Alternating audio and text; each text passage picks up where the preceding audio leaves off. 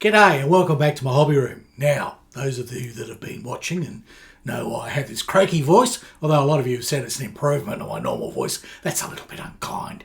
It really is. My normal squeaky voice, really. Anyhow, I've still been suffering from the flu this week, so no modelling's got done. And I had to do overtime at work, so no modelling's got done. No, but it's a weekend now and I can get back onto the Sunderland. So, what I thought, to get a video out for you guys, and because, I got to feed that algorithm, as we all know. Yes, we all know. So, this is going to be one of my Workbench and New Kits, because it's nearly the Winter Solstice. Well, at least down under. We didn't even have autumn. No, we just went from stinking hot summer to freezing cold winter. Well, for us. Anyhow, so I'm going to show you the kits that I'm building, sort of, in between dying. And I'll show you some of the things I bought. Not a lot, but I bought a few kits. So I hope you'll find that interesting. Roll the music.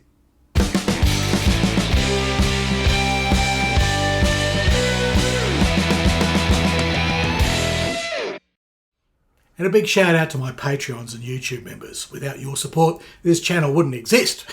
No, it wouldn't. They help basically pay for all the things I need, like the new kits that I'm going to show you later on, and just keep me going so that I can keep producing this content in between lying in bed, coughing myself like an idiot. Anyhow, enough of that. All right, so Workbench. Okay, we'll do the new kits later. That's how it works. It's a wank, right? Now, I'm obviously working on the Sunderland. Yes, the Sunderland's coming along well, and I'm thoroughly enjoying that, and really I wish I could get more time to it. In fact, I think I should quit my job and just do modelling full-time. Oh, we tried that. That's right. I starved to death. Yes, yeah. So we need more subscribers. We need more patrons. We need more YouTube members. Yes, and if you really want to help me out, buy me a curry. Yeah, that always helps. So enough of that blatant plug for funds. But if you want more videos, I need more time. So the Sunderland, it's great. I'm going to put in the barrels on this week, and I might even get started on the camouflage and other things. It's all going to happen very quickly. Now, I've done a lot of the fiddly stuff, and that's sort of out the way, although, well, the cannons aren't really that fiddly, the metal barrels. Just whack the little fellas on and, bingo, bongo, how hard can it be? Yes, exactly. So, the Sunderland should move on in leaps and bounds, and I'll be finished that in a week or two. Because, my schedule, if you remember my schedule that I basically said I was going to stick to last year, or the beginning of this year, one of these years, I've never stuck to a schedule in my life. It's hopeless. So, sorry about that. But if you know, this year I've broken this arm, I've torn this muscle down here, and now the doc tells me I've got to take my leg in. I think they're going to chop it off. They've got to do a biopsy on it, whatever that means. So, I'm falling apart. Yes, I'm falling apart. Send care packages now. Yes. Now, Sunderland, that's going to get done. All right. Then, hopefully that won't take more than a couple more weeks. So, by the end of this month and next month, I want to get back to the Airfix St. Louis. All right. So, whatever was scheduled, forget it. The schedule is out the window. I'm going to do the Airfix St. Louis. Now, my reasoning at the moment is I usually do a little bit and chop and change a little bit, try and keep everybody happy, And the trouble is, no matter what you do, people go, oh, I wanted to see you finish that build. And, oh, what are you doing this for now? Somebody gets upset. So I decided, stuff it. I'm going to do what a lot of people do. I'm just going to build one thing all the way through. Or at least to a point where I might need to take a break and come back to it later, But basically, I'll just keep going. Like with Sunderland, I'm on it. I'm enjoying it. I'll keep going. I'll finish it. Bang. Then we'll get the Airfix St. Louis out. I'll get that to a point pretty well in the rigging where I can say, that's a break video for now, because obviously you don't want to wait bloody 12 months for me to rig the thing. But I'll get a whole lot of that done till the masts are in and everything and the sails are done or whatever, and I've got the basic rigging on, and then I'm just sort of farting around with the rigging in my spare time, and I'll report it every now and then. So that will be next. Yes, the St. Louis has been neglected and needs to be done. Then there's the Stingray. I know a lot of you are going, oh, I love the Stingray series. It stopped. Okay, so we will get back to the Stingray. So the Stingray will be on my bench, and hopefully I can get that in and pretty well done before later on in the year, my birthday. Yes, send presents. And then there'll be a period there of, the last few months a year, hopefully I can get the Honda Formula One car finished, right? And then if there's a bit of time, I'll try and squeeze in one of those other little projects, one of the battleships or something. If not, the battleship's going to have to wait till next year, guys. It's just how it's been. And my wooden bounty, well, that's more a summertime kit for me. Wintertime here, it's too cold in that area that I set up for doing it. It's different to my last house, which the balcony marina was on the north side, which, if you know anything about the way the world works, okay, northern aspect to the southern hemisphere is the warm one, the hot one. So that was a great place to sit out in winter. It was protected from the wind. It was nice and warm. I'd sit there and pot around with my bounty, okay. But here, unfortunately, my workshop area that I set up is basically a garage that's can be converted into a rumpus room. And as I found, it's not insulated, so it's freezing cold in there, and it's very drafty and horrible, and that's also where the kitty litter is and a few other things, so it's not exactly very pleasant for modelling. No, not at all. So, yeah, sort of, I haven't done any woodwork, so we've got to fix that. Got to come up with a better solution for me doing woodwork. I might move a bench in here. Bugger the mess. I've got a robot. It can clean the floor. You know, because I know a lot of you want to see the bounty, and I want to get back finish the bounty. And there'll be more wood chips. There's got to get into that. Got to get into it. So yeah, more realistic schedule. Just start something, finish it, or get it close to finished, so that you know I can move on. Start something else, finish it, and that's where we're going to be going this for the rest of this year. Yeah, it's what I have to do because life has made a few unexpected turns for me, and it's got a few other weird things coming up too that I'll talk to you about as I know more. So I'm going to have to pace myself. So you thought my build rate was slow before. Yeah, it's going to be glacial now. All right, well, that's kind of all that's happening on the workbench in the next few months. Let's have a look at some of the new kits I bought.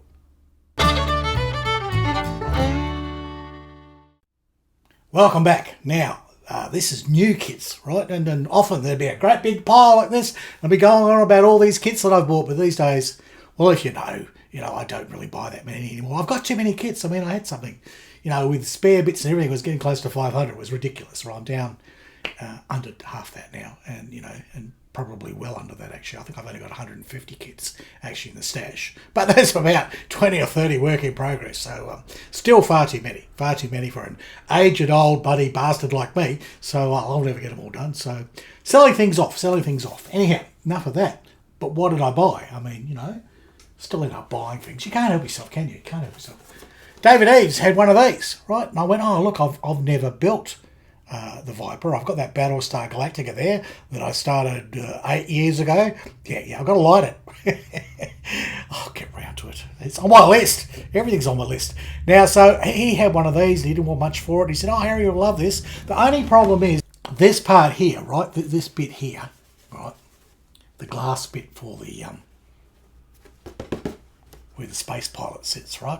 Okay, so the cockpit canopy. Try and get my words out here. Yeah, Bask, where's my meds? I need my meds. My brain's not working. All right, so this part, this little glass bit here, it's solid plastic.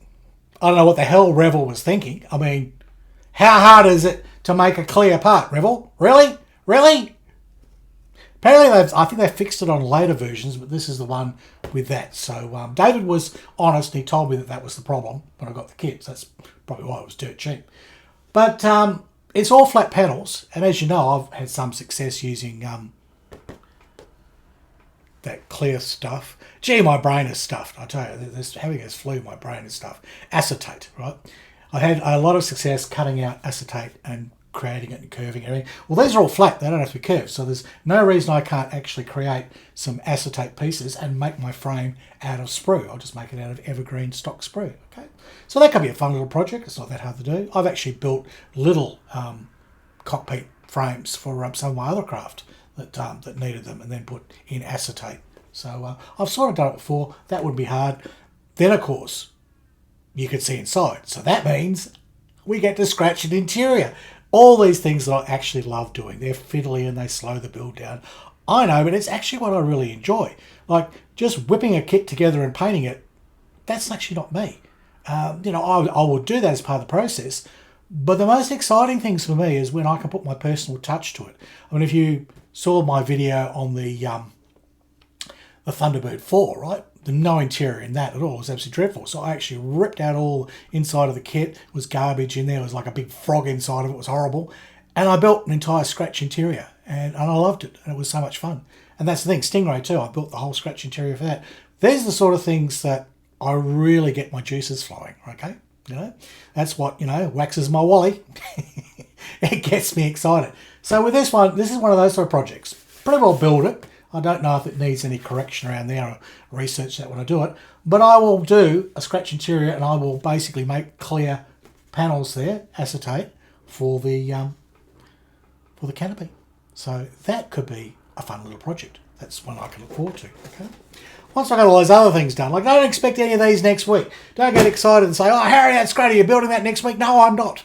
Have you seen my list? Yeah, it's too long. Now, this is a yo-yo. This is a yo-yo.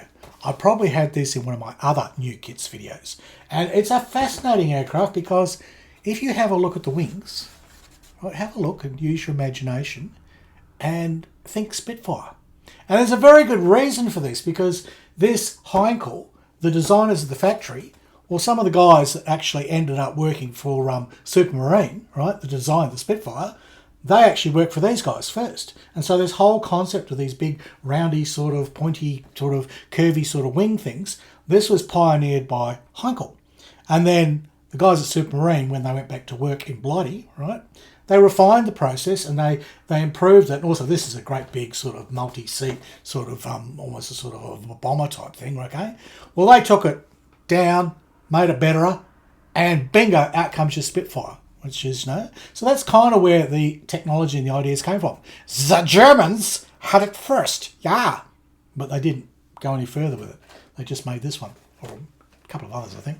Very similar, but big fat fellas that, they didn't think, oh, if we could make a fighter plane out of this, yeah. Oh no, if we make the mess of shit. Yeah, that's good.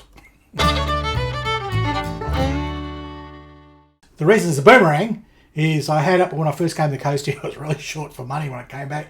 And Becca bought a whole lot of kits off me. He said, oh look, I'll buy a whole lot of kits. What don't you want? I know you want to thin your stash. So he bought this great big pile of kits off me and he sold off a lot of them. And then when I was we went to a big model swap a few weeks back. PX it's called, okay? And I wasn't intending to buy much. I just wanted to also sell a few things, which I did manage to do. And in his pile I went, oh, there's the Heinkel, you haven't sold it. I really do like that kit, so I bought it back off him again. So it's a yo-yo, it's been around. It's been around the traps. It's been up and down like Granny's underpants. Now, speaking of this PXy thing, this happened. All right? Yes, it's Tamiya. I know, I said some bad things about Tamiya, okay? Well, actually, all I said is the kits that I had built up to that point were disappointing. I didn't like their tanks, I didn't like their aircraft, and I thought their ships were kind of ordinary. These are all truths. None of that's changed, okay? None of that has changed. But that Formula One Honda that Becca gave me from Tamiya, right? Thoroughly enjoying it, thoroughly loving it. It's a challenging build. It's got a few things that need fixing on it. It's intricate, it's interesting. That's what I like. So when I saw one of these for half the price that they were on Evil Bay, okay, because I've been watching Evil Bay, this is the 6-wheeler, right? It's got too many wheels. I love it. And I had bought that in 1/20th scale, which I'll be now selling for next to nothing. You want a little 6-wheeler Tyrrell type thing in 1/20 scale from Tamiya? I got one. You can have it. Yeah, you can have it. So this one's the 1/12th scale, so it will suit and match the rest. So this was a ridiculous price. I went, and I had enough from sales to go up and basically pay for it. So it didn't cost me anything out of my pocket. I'd already sold a whole bunch of kits and I picked up this. So I'm pretty excited about that. And there's only one more of these big racing cars that I'm actually after. And it was for sale there at that big Model Exchange PX. But a friend of mine got in before me. In fact, he got into about, I think he bought 6 of the damn things. There was a whole pile of them there at Model Nerds or something, right? Model Nerds. And I didn't actually get that one from Model Nerds. He did have one, but I got it off another private store of a guy.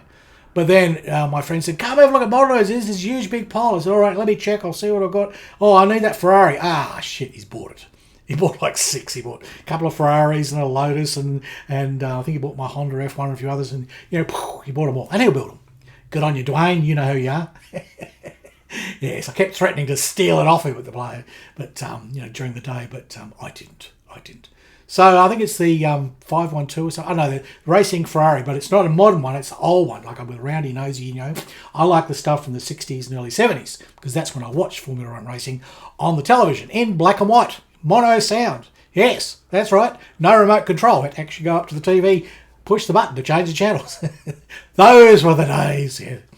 One final kit to show you, which also was in Becca's pile at PX, And I kept going, oh, I like that, oh, I don't really have the money for it, or it's a nice little kit. And this is a kit that was Bernard's, I believe, and then went to Becca, and now it's come to me. So I suppose I better sell it now to Bernard, because usually that's what happens. They all go around in bloody circles, yeah. But anyhow, yeah, he had this in his pile, but I sort of didn't want to spend any more money on it.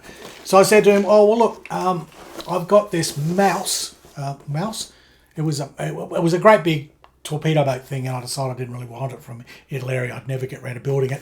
And the thing was, the bath here was just not big enough to play with it in. So I said, look, if you can sell that and get a reasonable amount of money for it, I'll do a swap for this. So he did. He sold that, and basically this, again, net zero. It cost me nothing, really. It was already paid for, you know. Bingo bongo, it's mine.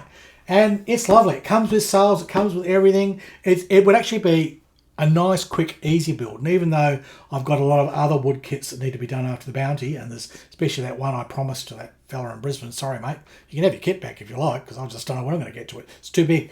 This is small, like it fits my rule of under 2 foot. It comes with everything. I don't have to buy any aftermarket or anything for it.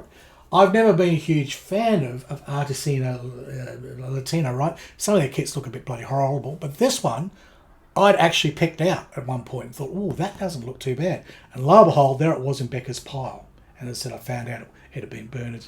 So that is on my list. And once I get the bounty out the way, I think I'll build that next, because I'm not going to throw that one on the floor. All the bits will break. That could be a kit for next year if I get my finger out and finish the bounty, say, over this summer. For me coming up, that's probably your end of the year, right? Christmas. So over Christmas, I'm going to try and get into the bounty, right? Try and take some time off work and get that bounty finished. You know? So there you go. That's sort of the size of things.